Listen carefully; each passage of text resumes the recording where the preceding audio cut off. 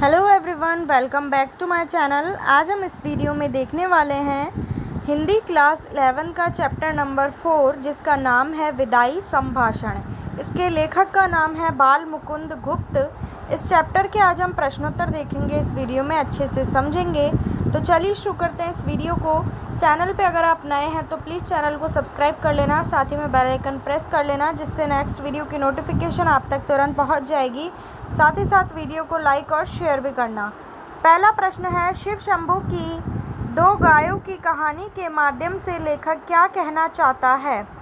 शिव शंभू की दो गायों के कहानी के माध्यम से लेखक यह कहना चाहता है कि हमारे देश के पशु पक्षी या फिर मनुष्य जिनके भी साथ रहते हैं, उन संगी साथियों के साथ गहरा अपनत्व भाव रखते हैं। लेखक के कहने का मतलब ये है कि चाहे पशु पक्षी हो, चाहे मनुष्य हो, ये जिनके भी साथ रहते हैं उनके साथ बड़े प्रेम से रहते हैं, अपनेपन का भाव रखते हैं।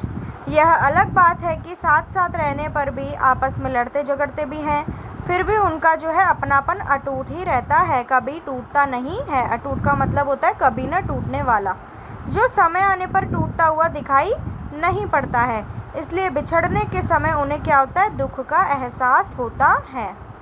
सेकंड क्वेश्चन, 8 करोड़ प्रजा के गिड़गिड़ाकर विच्छेद न करने की प्रार्थना पर आपने जरा भी ध्यान नहीं दिया।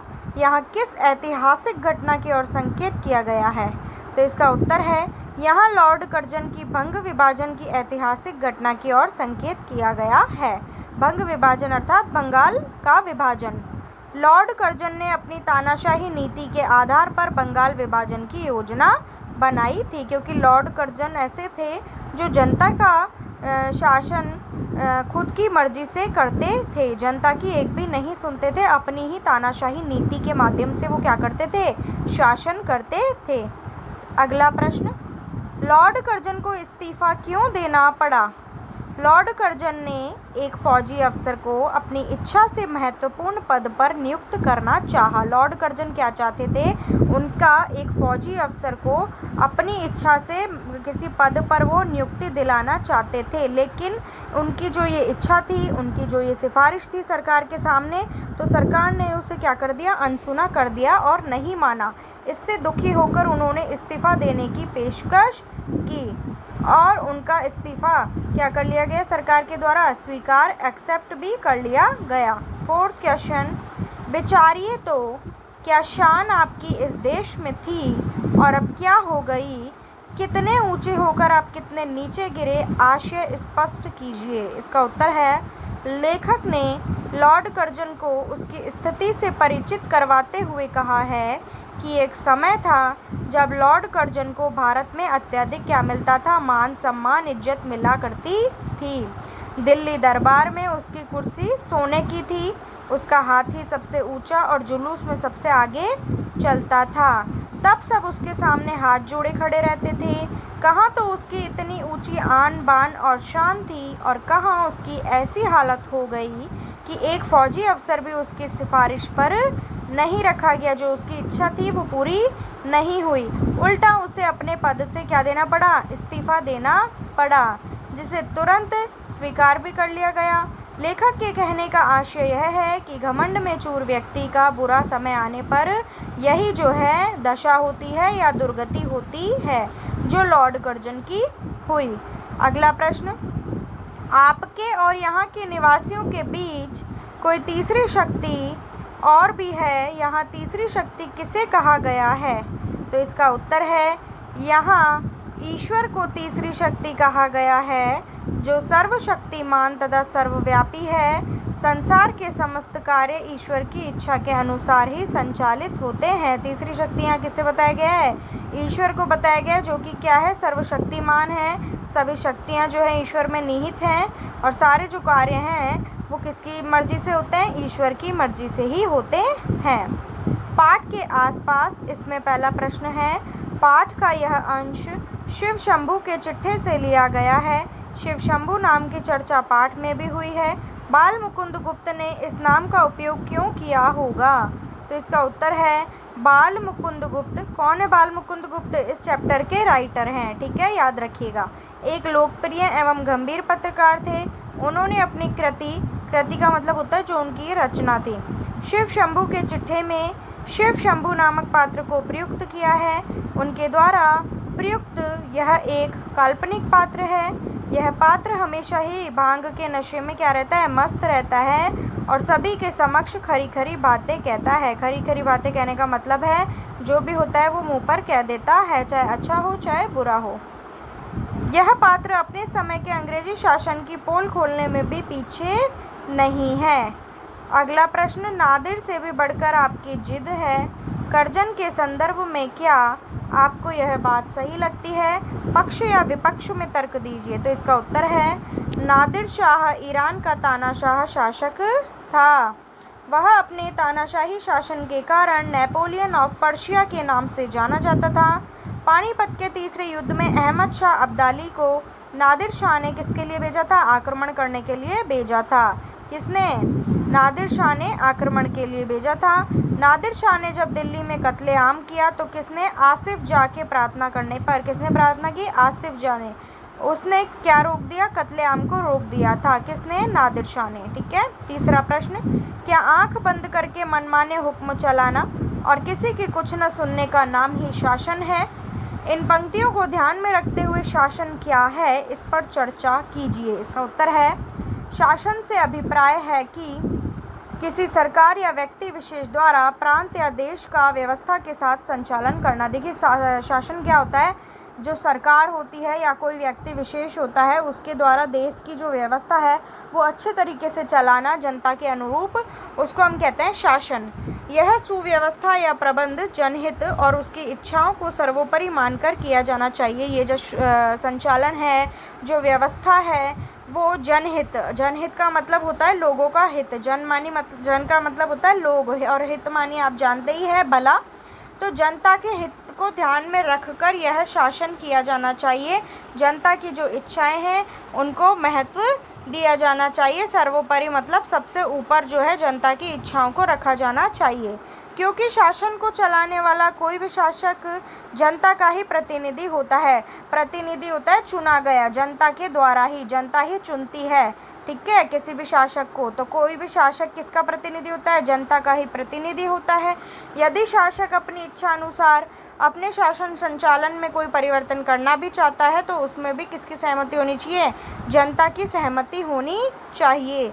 इस आधार पर आंख मूंद करके मनमाने हुक्म चलाना और किसी की कुछ न सुनने का नाम शासन नहीं है। यहाँ ये बात क्यों कही गई है? क्योंकि जो लॉर्ड कर्जन थे वो जनता की बिल्कुल भी नहीं सुनते थे, आंख मूंद कर बस मनमाने हुक्म चलाते थे और अपनी मर्जी के ही कार्य वो करते थे। इसलिए ये बात यहाँ पर कही गई है कि केवल हुक्म चलाना शासन नहीं है। शासन वो होता है जिसमें जनता की भी सुनी जाए। यह तो लॉर्ड कर्जन की शासन संचालन की तानाशाही मानसिकता ही थी, जो वो तानाशाही नीति अपनाते थे शासन करने के लिए कि किसी की कुछ ना सुनना, बस मनमाने हुक्म चलाना। आगे देखिए, गौर करने की बात इसमें पहला है, इससे आपका जाना भी परंपरा की चाल से कुछ अलग नहीं है, तथापि आपके शासनकाल का नाटक घोर दुखांत है। और अधिक आश्चर्य की बात यह है कि दर्शक तो क्या, स्वयं सूत्रधार भी नहीं जानता कि उसने जो खेल सुखांत समझकर खेलना प्रारंभ किया था वह दुखांत हो जाएगा। तो इसका उत्तर है, इसमें गौर करने की बात यह है कि हमारे देश में बहुत से विदेशी शासक आए और चले गए। इस तरह आना और जाना एक क्या बन चुकी है? परंपरा बन चुकी है। इस परंपरा में लॉर्ड कर्जन का जाना भी कोई आश्चर्य की बात नहीं है, क्योंकि जो आता है उसे जाना ही पड़ता है। लेकिन लॉर्ड कर्जन के जाने में दुख का कारण केवल एक ही है कि उसने अपने शासनकाल में प्रजा के हित को नकारा। जैसा कि मैंने आपको पहले ही बताया, जो लॉर्ड कर्जन थे वो जनता की बिल्कुल भी नहीं सुनते थे। अपनी तानाशाही नीति के आधार पर ही वो क्या करना चाहते थे? शासन करना चाहते थे।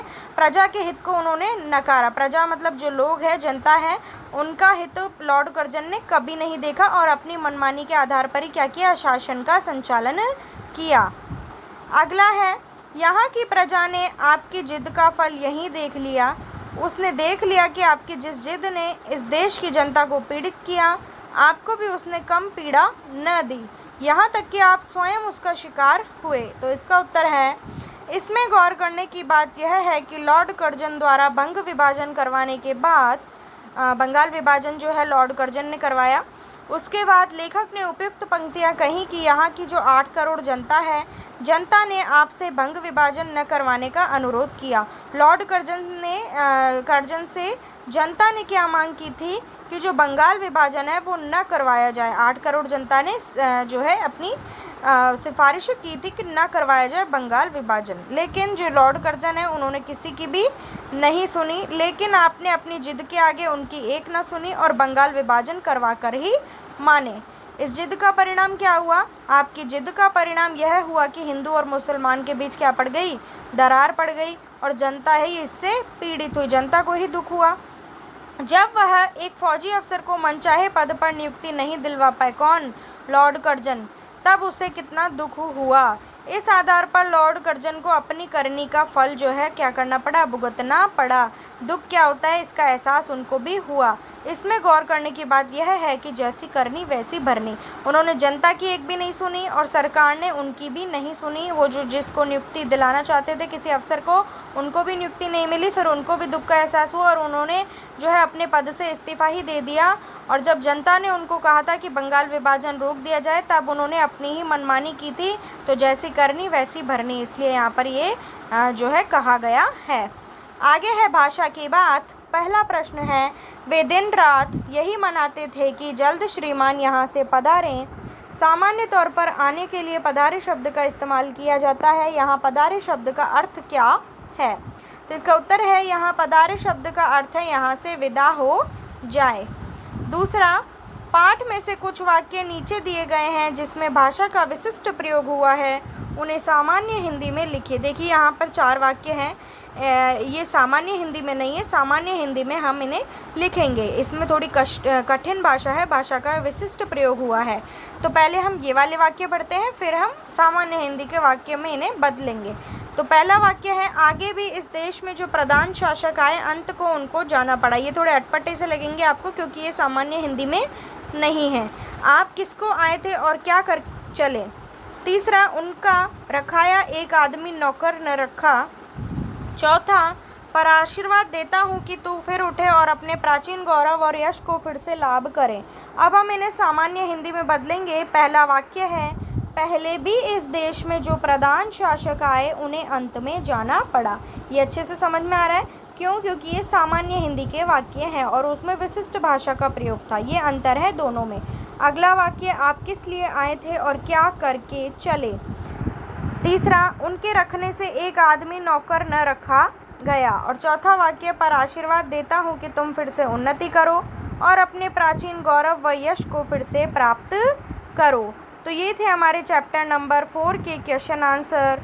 चैनल को अगर आपने सब्सक्राइब नहीं किया है तो जल्दी से सब्सक्राइब कर लीजिए, बेल आइकन प्रेस करना, जिससे नोटिफिकेशन अगली वीडियो की आपके पास आ जाएगी। साथ ही साथ वीडियो को लाइक और शेयर भी करना। मिलती हूँ आपसे नेक्स्ट वीडियो में। Thank you.